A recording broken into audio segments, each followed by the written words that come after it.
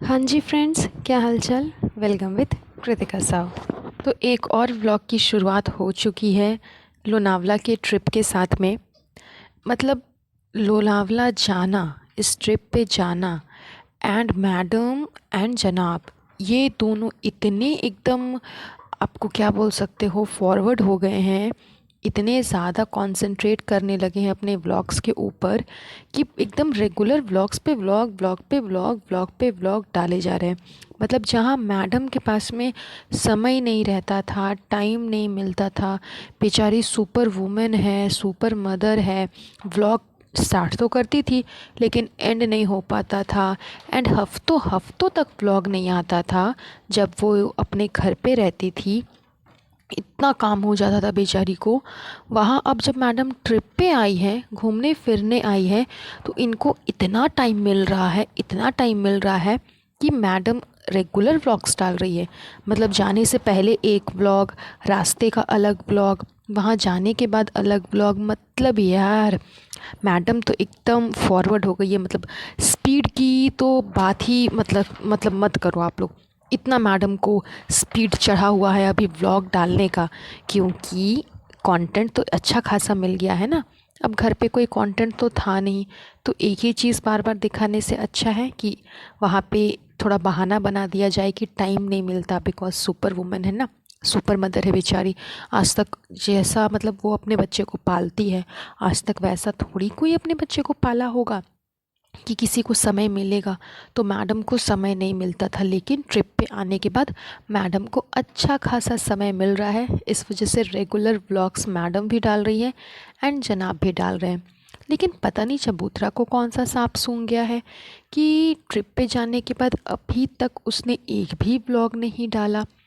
हो सकता है जनाब ने अलाउ नहीं किया होगा, क्योंकि ट्रिप पे जाना ये सबसे बड़ा लाइमलाइट वाला कंटेंट था जो सबसे पहले जनाब ने डाल दिया। उसके बाद पापा का बर्थडे, ये भी लाइमलाइट वाला कंटेंट है, वो भी जनाब ने डाल दिया। और उसके बाद फिर मैडम ने डाला। तो हो सकता है कि अब जनाब अलाउ करे चबूतरा को कि तुम अब चालू करो अपना व्लॉग एंड अपलोड करो। वैसे तो देखो, जनाब का व्लॉग शूट करने के लिए उनके चेले चपाटे हैं जो कि उनके साथ में गए हैं, लेकिन चबूतरा को तो सारे काम खुद ही करने पड़ते हैं ना। अब वो बेचारी बाहर घूमने जाएगी कि ट्रिप एंजॉय करेगी कि व्लॉग बनाएगी, तो थोड़ा सा तो डिस्टरबेंस होगा ही ना। थोड़ा सा शेड्यूल तो ऊपर नीचे बेचारी का हो ही जाता है, क्या कर सकती है। हो सकता है इस वजह से वो व्लॉग नहीं डाल रही है। तो खैर, आज का ये पॉडकास्ट इनके लोनावला के ट्रिप के ऊपर में नहीं है, बल्कि ट्रिप पे जाने से पहले चबूतरा ने जो लास्ट व्लॉग डाला है उस व्लॉग के ऊपर मैं डिस्कस करना चाहूँगी। क्योंकि व्यूज़ के लिए, पैसे के लिए चबूतरा ने जो हरकत की है, अपने व्लॉग में जो चीज़ें दिखाई है, उस वजह से काफ़ी लोगों को ये मतलब ये लग रहा है कि हाँ, ये बहुत गलत चीज़ चबूतरा ने बताई, बहुत गलत चीज़ दिखाई। अब हो सकता है कि इसके पीछे उसका कोई ख़ास मकसद हो, या फिर सिर्फ व्यूज़ और पैसे के चक्कर में कि कुछ नया कंटेंट मिल जाए इसलिए उसने ये सारी चीज़ें दिखाई। खैर, ये तो वही जानेगी। लेकिन जो कुछ भी उसने दिखाया उसके दो पहलू हो सकते हैं, आप दोनों नज़रिए से देख सकते हैं, एक सही भी है, एक गलत भी है। तो चलिए आज उसी टॉपिक पे हम बात कर लेंगे।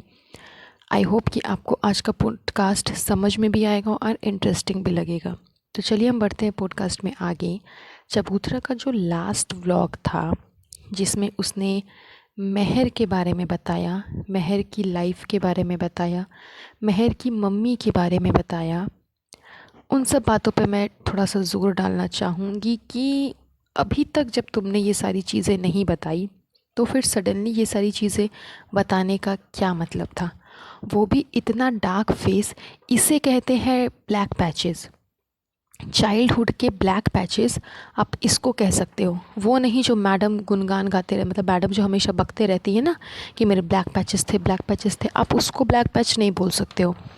जो महर के साथ में हुआ, महर ने अपने चाइल्डहुड में जो फेस किया, एक बचपने से वो बच्ची फेस ही कर रही है, इसको आप ब्लैक पैच बोल सकते हो। ये होता है डार्क फेस चाइल्डहुड का, कि एक बच्ची से उसकी माँ दूर हो गई। तो आप सोचो कि उस बच्ची को कैसा लगता होगा। अभी तक तो ये बातें कोई नहीं जानता था, एक्सेप्ट मौदा में सब जानते थे, लेकिन पब्लिकली चबूतरा के फ़ैन्स, जनाब के फ़ैन्स, मैडम के फ़ैन्स, किसी को भी इन सब टॉपिक्स के बारे में पता नहीं था। लेकिन जब इस बार अभी काफ़ी कुछ कहा गया, मैडम ट्रोल किया गया चबूतरा को, देन चबूतरा ने कहा कि मैं इस चीज़ को क्लियर कर देती हूँ, महर से डिस्कस कर लेती हूँ, देन फिर क्लियर कर लेती हूँ। तो ये सब तो सिर्फ नौटंकी थी, उसने महर से कुछ डिस्कस नहीं किया होगा, बिकॉज़ अगर डिस्कस करती तो महर उससे पूछती नहीं कि बता दूँ। जब चबूतरा उसे बोल रही थी कि तुम अपनी मम्मी के बारे में बताओ, तो महर ने 2 से 3 बार पूछा चबूतरा से कि बता दूँ।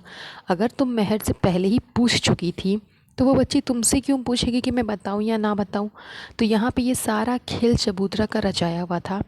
वो कंटेंट के चक्कर में एक बच्ची के इमोशंस के साथ में खेल रही थी।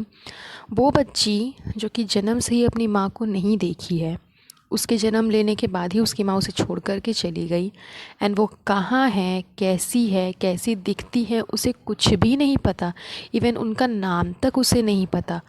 उस बच्ची को आप इतने सालों के बाद फिर से उसी मतलब डार्क जोन में लेकर के जा रहे हो, उसे वो सारी चीज़ें याद दिला रहे हो। क्योंकि जब उससे पूछा गया कि तुम सबसे ज़्यादा किससे प्यार करती हो, तो उसने अपने पापा का नाम लिया। तो जाहिर सी बात है कि मम्मी के साथ उसका कोई ख़ास अटैचमेंट नहीं होगा, मम्मी के साथ उसका कोई ख़ास बॉन्डिंग नहीं है। एंड नहीं होने का कारण भी है क्योंकि वो कभी अपनी मम्मी को देखी ही नहीं है, कभी उनसे मिली ही नहीं है, कभी उनके बारे में जानना मतलब जानी ही नहीं, उनका नाम तक वो नहीं जानती है, तो मम्मी से क्या ही अटैचमेंट रहेगा। लेकिन फिर भी माँ है तो एक सॉफ्ट कॉर्नर तो दिल में होता ही है कि वो मेरी माँ थी जो अब मेरे साथ में नहीं है। इसी वजह से वो बोली कि वो अपने पापा से ज़्यादा प्यार करती है। तो ऐसा तो नहीं कि वो अपनी माँ को भूल चुकी है या उसके दिमाग में उसकी माँ की यादें नहीं आती होंगी, ज़रूर आती होंगी। तो फिर से उसे उस डार्क जोन में ले करके जाना, उसे वो सारी चीज़ें याद दिलाना कि तुम्हारे जन्म के बाद तुम्हारी माँ तुम्हें छोड़ कर के चली गई, तब से तुम अकेली हो, तब से तुम नाज़ा खाला के साथ में रहती हो, बेटी खाला के साथ में रहती हो। ये सारी चीज़ें बार बार उसे याद दिलाना, बार बार उसे बोलना, मतलब उसके इमोशंस की एकदम धज्जी उड़ा देना। यही सब कारण है कि ये लोग ना महर को सबसे कम में आंकते हैं, क्योंकि उसकी देख रेख करने वाला कोई नहीं है। एक बच्ची जो बिना माँ की पल रही है, उस बच्ची को ये लोग क्या ही वैल्यू करते हैं एंड कितनी अच्छी से करते हैं, वो तो व्लॉग में समझ आ ही जाता है कि कितना ये लोग डिफरेंस करते हैं रिज़ा, रेहान एंड महर में। एंड बार बार चबूतरा अपने आप को क्लैरिफाई कर रही है, सही कर रही है कि हमने इसके पापा को जॉब दिला दिया एंड इसकी जितनी भी ज़रूरत होती है वो सब हम पूरी करते हैं, वो सब हम देखते हैं। जो कुछ भी इसकी पढ़ाई की खर्च वगैरह हुआ, कपड़ा लत्ता, ये सब कुछ, स्टेशनरी वगैरह सब कुछ, मतलब जितना हमसे बन सकता है वो सब हम करते हैं। ऐसा नहीं कि महर को छोड़ देते हैं। सो जैसे हमारे लिए रिज़ा, रेहान है, वैसे ही हमारे लिए महर भी है। तो ये सब सिर्फ कहने की बातें हैं ताकि वो ट्रोलिंग से बच सके, लेकिन असलियत इसके ब्लॉग में साफ नज़र आता है कि ये महर के साथ में एंड रिज़ा, रेहान के बीच में कितनी पार्शियलिटी करती है, मतलब दोनों को किस तरह से ये आंकती है वो साफ नज़र आता है। ये एक नज़र से हर बच्चे को नहीं देखती, स्पेशली महर को तो बिल्कुल भी नहीं। एंड अब महर की सच्चाई जानने के बाद, उसकी मम्मी की सच्चाई जानने के बाद, लोग और भी ज़्यादा ध्यान देंगे महर के ऊपर एंड चबूतरा के ऊपर कि वो किस तरह से महर को ट्रीट करती है। तो जाहिर सी बात है कि चबूतरा फिर से ट्रोलिंग का शिकार होगी ही होगी, क्योंकि इसकी हरकतें इसके ब्लॉग में साफ नज़र आ ही जाती है।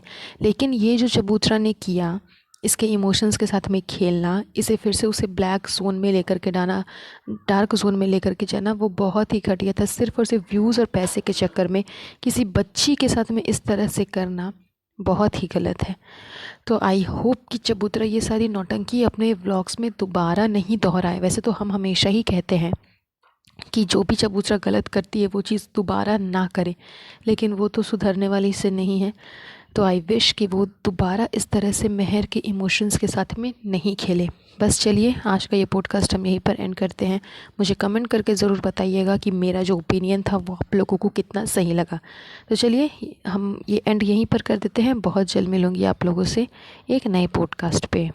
सो गाइज़, आपको आज का ये पॉडकास्ट कैसा लगा प्लीज़ मुझे कमेंट करके ज़रूर बताइएगा एंड साथ ही साथ चैनल को सब्सक्राइब ज़रूर कर दीजिएगा। तब तक के लिए अपना ध्यान रखिएगा। Have a nice day, bye bye.